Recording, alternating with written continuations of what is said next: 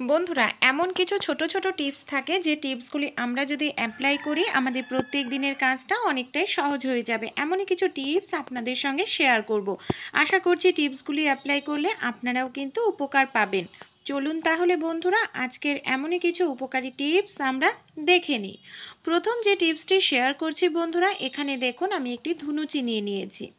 ধুনুচির মধ্যে সামান্য পরিমাণ তেজপাতা দিয়ে দিচ্ছে। আপনারা চাইলে কোনো পুরনো বাটিও ইউজ করতে পারেন।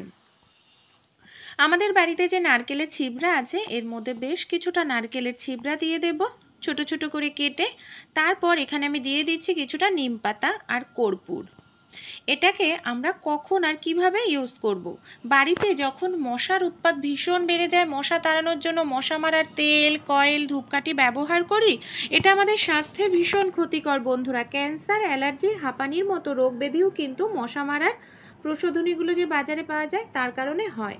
তাই এইভাবে ঘরোয়া উপায়ে আমরা বাড়ি থেকে মশা তাড়িয়ে ফেলতে পারি, একেবারে প্রাকৃতিক, কোনো রকম কেমিক্যাল নেই।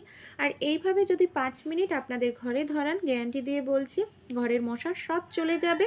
সেই সঙ্গে ঘরের সুন্দর একটি পজিটিভ এনার্জি বজায় থাকবে, যেহেতু কর্পূর দেওয়া আছে। কর্পূর নেগেটিভ এনার্জি দূর করতে সাহায্য করে।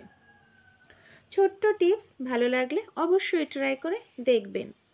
এখানে আমি একটি প্রেসার কুকারের মধ্যে দিয়ে দিয়েছি অনেকটা জল আর কিছুটা আলু। অনেক সময় আলু সেদ্ধ করলে প্রেসার কুকার বা এই ধরনের অ্যালুমিনিয়ামের পাত্র কালো হয়ে যায়। তাই লেবুর খোসা বা একটু লেবুর রস আপনার আলু সেদ্ধর সময় দিয়ে দিন। নুন। প্রেসার কুকার বা এই ধরনের পাত্র সেদ্ধ বসালেও কালো হবে না। অনেক সময় অনেকটা পরিমাণ পেঁয়াজ আমাদের কাটতে লাগে, আর দেখা যায় এইভাবে পেঁয়াজ কাটতে গেলে আমাদের চোখ দিয়ে জল পড়ে, চোখ জ্বালা করে। তাই সেকেন্ডের মধ্যে অনেকটা পরিমাণ পেঁয়াজ কেটে নিতে পারবেন ছোট্ট একটি টিপস অ্যাপ্লাই করলে। এর জন্য আমাদের যেটা করতে হবে, দেখুন যে পেঁয়াজটা আমরা কাটতে চাই তার মধ্যে কিছুটা জল আর বরফ দিয়ে আপনারা 5 মিনিট রেখে দিন। তারপর আপনারা পেঁয়াজটা কাটবেন, আপনাদের এক ফোঁটাও চোখ দিয়ে জল বের হবে না, চোখ জ্বালা করবে না। এমনকি বরফ জলে পেঁয়াজটাকে ডুবিয়ে রাখার কারণে পেঁয়াজের খোসাটাও খুব দ্রুত ছাড়াতে পারবেন। পেঁয়াজের রসটা ঠান্ডার কারণে জমাট বেঁধে যায়, যার কারণে আপনাদের চোখ জ্বালা করবে না। অবশ্যই টিপসটি অ্যাপ্লাই করবেন। আমি তো এই টিপসটি অ্যাপ্লাই করি পেঁয়াজ কাটার সময়, আর খুব দ্রুত আমার কাজ হয়েও যায়। পরবর্তী যে টিপসটি শেয়ার করব, ফুলকপির ডান্ডি আমরা অনেকেই ফেলে দিই, কোনো কাজে ব্যবহার করি না। তা ভুলেও না ফেলবেন না। কী কাজে ব্যবহার করব দেখুন, আমি এখানে সাইডের অংশটা কেটে নিয়ে ফুলকপির এইভাবে ডান্ডিটাকে ছোট ছোট করে কেটে নিচ্ছি। এইভাবে গোল গোল করে আপনারা যত ঝিরিঝিরি করে কাটতে পারেন ততই কিন্তু ভালো হবে।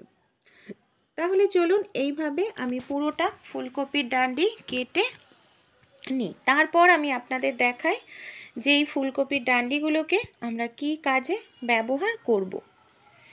এইভাবে অনেকটা ফুলকপির ডান্ডি কেটে নেওয়ার পর আমাদের খুব ভালো করে এটাকে জল দিয়ে ধুয়ে নিতে হবে।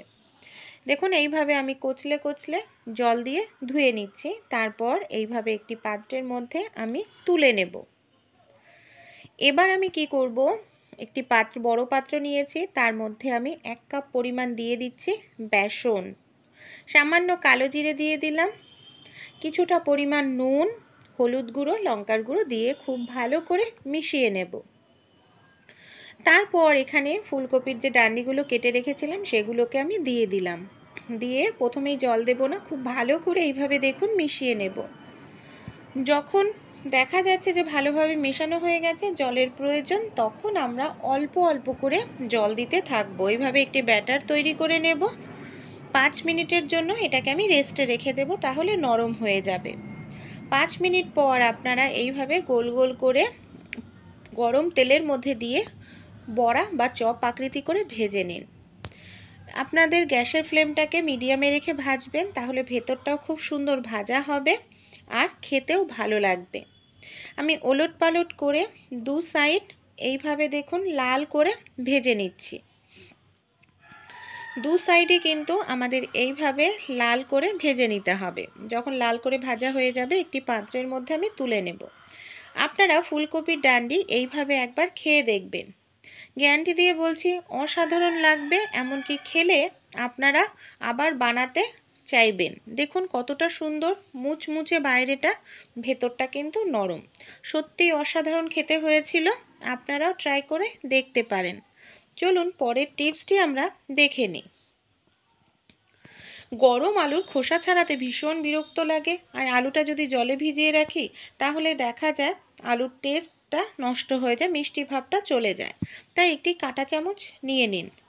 কাঁটা চামচের সাহায্যে আপনারা যদি এইভাবে আলুর খোসা ছাড়ান তাহলে দেখবেন খুব সহজেই আপনারা আলুর খোসাটা কিন্তু ছাড়িয়ে নিতে পারবেন।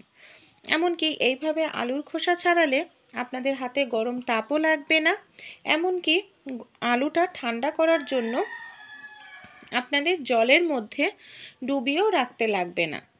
খুব সহজেই দেখুন আলুর খোসাটা ছাড়িয়ে নিচ্ছে। আপনারা চাইলে পিস পিস করেও এই কাজটি করতে পারেন, যেহেতু আমি আলুর দম করব তাই এর জন্য আমি আর পিস করলাম না, তাই এইভাবে আমি আপনাদের ছাড়িয়ে দেখালাম। খুব সহজ পদ্ধতি বন্ধুরা, হাতে গরম তাপ লাগে না, এমনকি আপনাদের আলুর টেস্টও নষ্ট হবে না। তাই ভালো লাগলে ট্রাই করে দেখবেন। আমার এই ভিডিওগুলি আপনারা কোথা থেকে দেখছেন অবশ্যই আমাকে কমেন্ট করে জানাবেন, তাহলে আমিও বুঝবো যে আমার ভিডিও কোথায় কোথায় পৌঁছাচ্ছে। পরবর্তী যে টিপসটি শেয়ার করব পেঁয়াজ নিয়ে। অনেক সময় এইভাবে ঝিরিঝিরি করে পেঁয়াজ কাটতে গেলে আমাদের বুড়ো আঙুলটা না কেটে যায়। সেক্ষেত্রে আপনারা যদি অনেকটা পরিমাণ পেঁয়াজ কাটতে চান, নিয়ে নিন নেল পালিশ। এইভাবে নেল পালিশ নিয়ে আপনারা বুড়ো আঙুলে খুব ভালো করে মোটা করে একটি নেল পালিশের লেয়ার দিয়ে দিন। এইভাবে নেল পালিশের লেয়ার দেওয়ার পর আপনারা যত ঝিরিঝিরি করে ছুরি দিয়ে বটি দিয়ে কাটতে চান আপনাদের কিন্তু আঙুল কাটবে না, কারণ নেল পালিশটার ওপর ছুরিটা বা বটিটা লাগবে, যার কারণে আপনাদের আঙুল কখনোই কাটবেও না, খারাপও হবে না। চলুন পরবর্তী টিপসটি আমরা দেখে নিই। অনেক সময় ঝিরিঝিরি করে পেঁয়াজ কাটতে হয়, সময় অনেকটা লেগে যায়। এই ধরনের আমাদের বাড়িতে যে আলু ছুলনি বা পিলার থাকে এটার আপনারা ইউজ করতে পারেন। এটার সাহায্যে আপনারা কিন্তু খুব দ্রুতই পেঁয়াজ কেটে নিতে পারবেন, আপনাদের সময় অনেকটাই কম লাগবে বন্ধুরা। দেখুন কত সহজেই আমি একেবারে ঝিরিঝিরি করে পেঁয়াজটা কেটে নিলাম। চলুন পরের টিপসটি দেখে নিই। এখানে আমি নিয়ে নিয়েছি মোজা। মোজা দুটোকে খুব ভালো করে দেখুন এইভাবে আমি জল দিয়ে ধুয়ে নেব। তারপরে ধোয়া মোজাটা কি করব, আমাদের বাড়িতে যে পুরনো ওয়াইপার আছে ওয়াইপারের দেখুন এইভাবে আমাদের দিয়ে দিতে হবে। এইভাবে খুব ভালো করে আমি ওয়াইপারের মধ্যে দুপাশ দিয়ে মোজাটাকে পরিয়ে দিচ্ছি। দুপাশ দিয়ে এইভাবে আপনারা মোজাটাকে পরিয়ে দিন। তারপর এটাকে দিয়ে আমরা কি কাজে ব্যবহার করব, অনেক সময় দেখা যায় আমাদের শীতকালে বারবার জলে হাত দিয়ে ঘর মুছতে ইচ্ছা করে না। সেক্ষেত্রে এইভাবে আপনারা খুব দ্রুত কিন্তু ঘর মুছে নিতে পারেন।